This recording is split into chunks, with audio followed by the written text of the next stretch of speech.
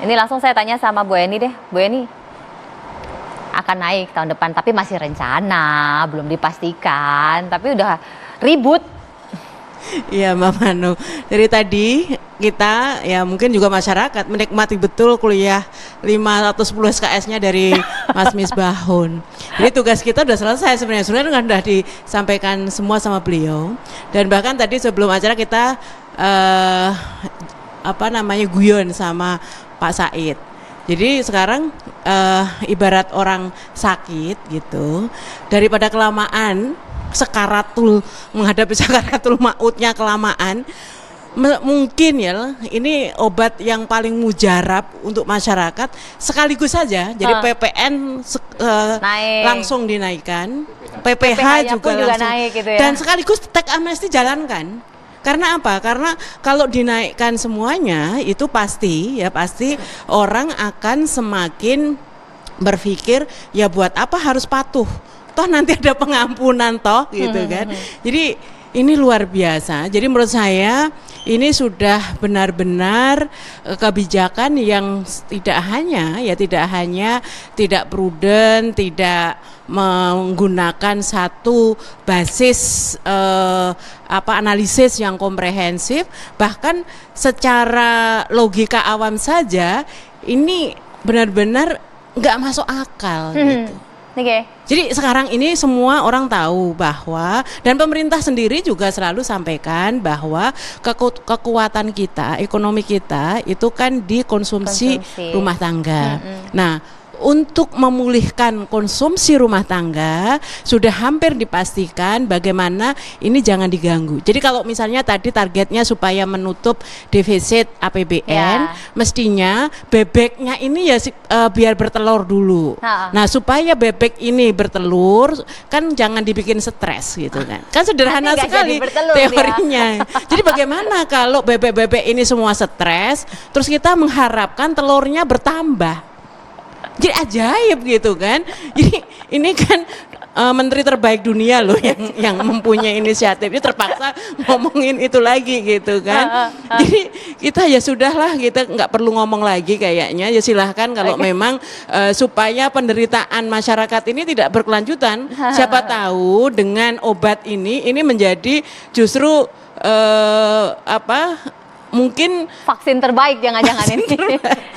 Tapi gini, yang pasti tax amnesty menurut saya ini tadi yang PPN, PPH kan Pak Misbahun udah sangat clear ya keperpihakannya.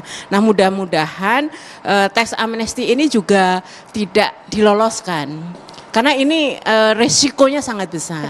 Jadi tadi KOR sudah menyampaikan ya bahwa namanya pengampunan ya jangan diobral. Kayaknya kalau kita mau taubatan itu kan syaratnya harus nasuha gitu kan. Ini masih habis lebaran soalnya. Jadi kalau taubatan itu enggak nasuha, percuma.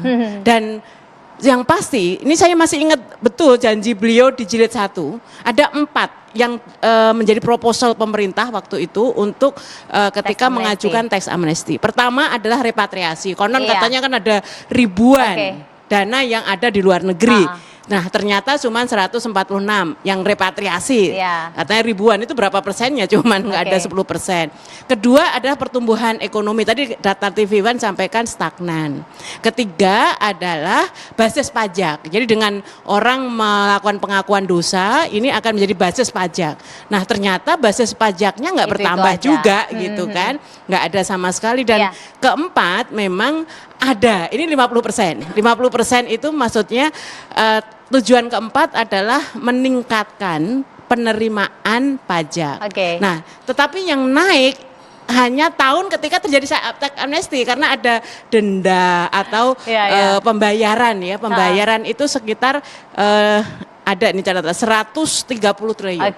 Nah, sekarang berarti kalau ini mau diadakan lagi berarti harapannya ya yang berhasil satu itu tadi ada tebusan, tapi persoalannya dengan ketika yang mengikuti TA jilid 1 kemarin itu banyak yang kejeblos gitu kan, seperti masuk jebakan Batman, emang masih ada yang tertarik?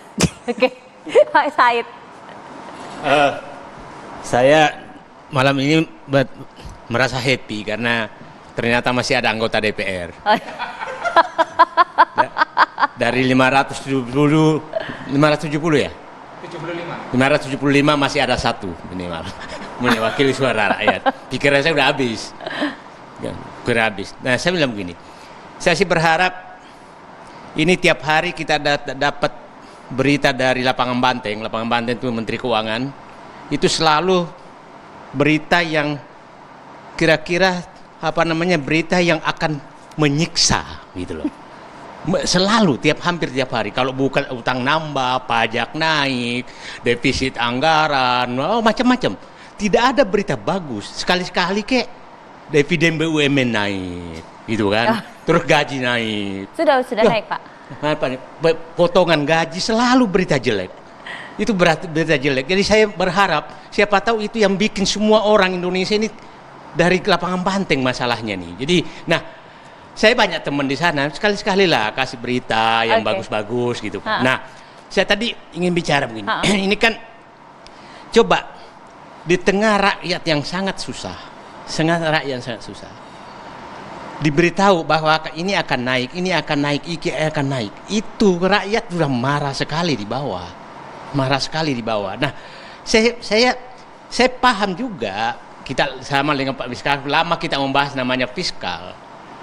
Tidak pernah tuh muncul ide mana sih anggarannya aku potong. Yang selalu terus adalah menambah pendapatan.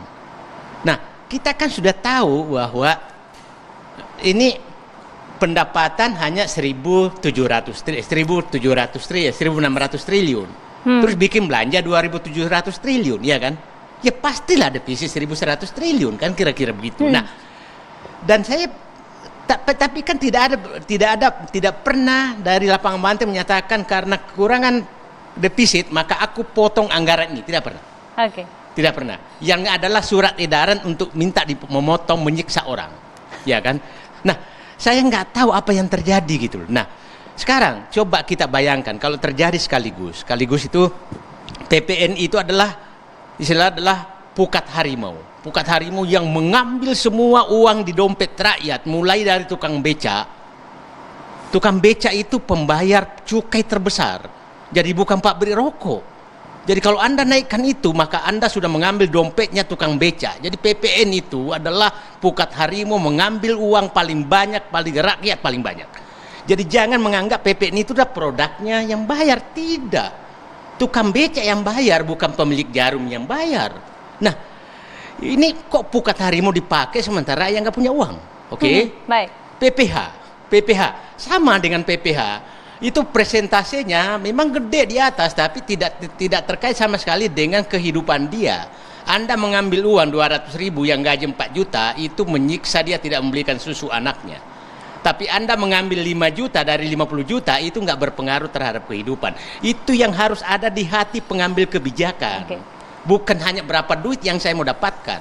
Nah, saya ini tax amnesty ini kan lucu nih. Ya, baik, tax amnesty lucu. Seperti apa lucunya sesaat lagi, tetaplah bersama kami.